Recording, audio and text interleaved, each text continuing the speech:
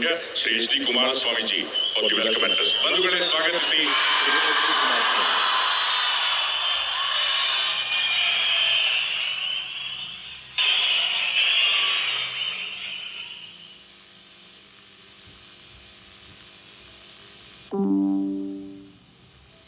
Respected Honorable Prime Minister of India, great son of Bharat, Shri Narendra Modi ji avare, Honorable Governor of Karnataka, Shri Thawarchand Gehlot ji,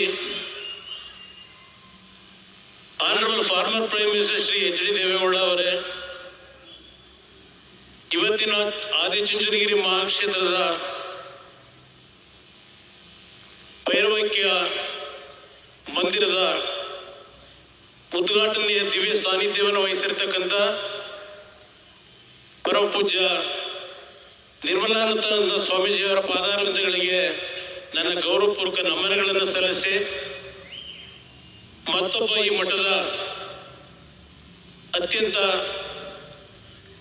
ಶ್ರೇಯಸ್ಸಿಗೆ ಕಾರಣಕರ್ತರಾಗಿರ್ತಕ್ಕಂಥ ನಮ್ಮ ರಾಜ್ಕೋಟ್ನಿಂದ ಪ್ರತಿನಿತ್ಯ ಈ ಒಂದು ಮಠಕ್ಕೆ ಶ್ರೇಯಸ್ಸನ್ನು ಕೋರ್ತಕ್ಕಂಥ ಶ್ರೀ ಪರಮಾನಂದ ಸ್ವಾಮೀಜಿಯವರಾಗೂ ನನ್ನ ಭಕ್ತಿಪೂರ್ವಕ ನಮನಗಳು. ವೇದಿಕೆ ಮೇಲೆ ಉಪಸ್ಥಿತಕ್ಕಂಥ ಎಲ್ಲ ಗಣ್ಯರೇ, ಈ ಕಾರ್ಯಕ್ರಮದಲ್ಲಿ ಭಾಗವಹಿಸಿರ್ತಕ್ಕಂಥ ಎಲ್ಲ ನನ್ನ ತಂದೆ ತಾಯಂದಿರೇ, ಯುವಕ ಸ್ನೇಹಿತರೆ, it is a moment of immense pride and spiritual significance to stand on this sacred land of Adichunchanagiri Mutt, a place that has long been a beacon of faith, service and social upliftment.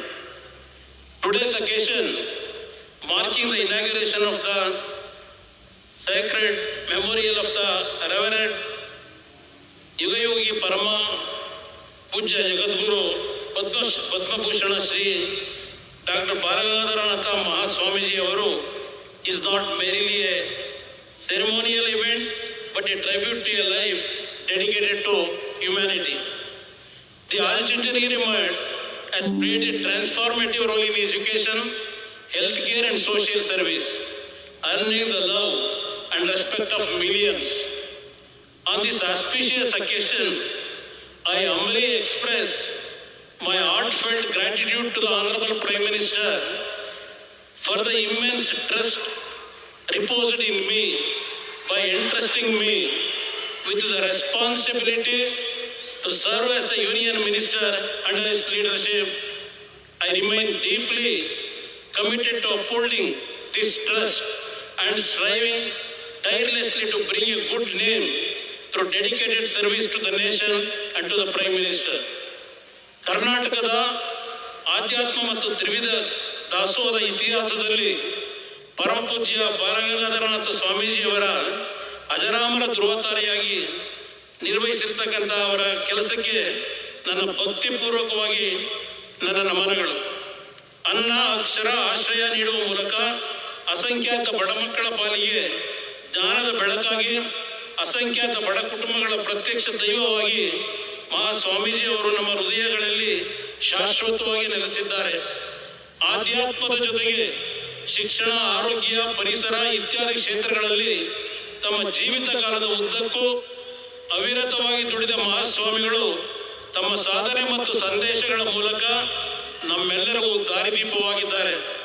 ಸಣ್ಣ ಮಠವಾಗಿದ್ದ ಶ್ರೀ ಆದಿಚುಂಚನಗಿರಿ ಕ್ಷೇತ್ರವನ್ನು ಜಾಗತಿಕ ಶ್ರದ್ಧಾ ಕೇಂದ್ರವನ್ನಾಗಿ ಬೆಳೆಸಿ ಮಹಾವೃಕ್ಷವನ್ನಾಗಿ ರೂಪಿಸಿದ 71ನೇ ಪೀಠಾಧ್ಯಕ್ಷರಾದ ಶ್ರೀ ಬಾಲಗಂಗಾಧರ ಸ್ವಾಮೀಜಿಯವರು ಅವರ ಭೈರವೈಕ್ಯ ಮಂದಿರವನ್ನು ಲೋಕಾರ್ಪಣೆ ಮಾಡುವ ಈ ಪರಮ ಪುಣ್ಯ ಕಾರ್ಯಕ್ರಮಕ್ಕೆ ಆಗಮಿಸಿರುವ ಗೌರವಾನ್ವಿತ ಪ್ರಧಾನಮಂತ್ರಿಗಳು ಹಾಗೂ ಜಗತ್ತಿನ ಶ್ರೇಷ್ಠ ನಾಯಕರಾದ ಶ್ರೀ ನರೇಂದ್ರ ಮೋದಿ ಅವರಿಗೆ ತುಂಬು ಹೃದಯದ ಧನ್ಯವಾದಗಳನ್ನು ಅರ್ಪಿಸುತ್ತೇನೆ.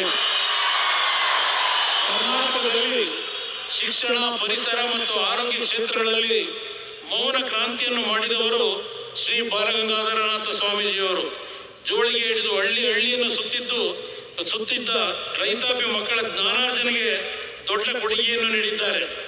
As we gather here in the divine presence of this sacred institution, under the spiritual guidance of Sri Sri Sri Dr. Nirmalananda Swamiji, let us draw inspiration from the noble legacy of Sri Sri Dr. Balagangadharanatha Swami and enduring values upheld by the Adi Chunchanagiri Mutt. Honorable Prime Minister Sri Narendra Modi ji, your leadership is not merely admired but deeply felt in the hearts of millions across this nation. Your unwavering commitment, tireless dedication and visionary governance have earned you the profound love and trust of the people of India. In your leadership, the nation sees strength, compassion and a relentless pursuit of progress. As you dedicate this sacred memorial, may it stand as a guiding light for generations to come, reminding us of the power of service, spirituality and unity. Let us all resolve to carry forward this legacy with sincerity and purpose in the true spirit of this holy land. Thank you. Jai Hind, Jai Karnataka.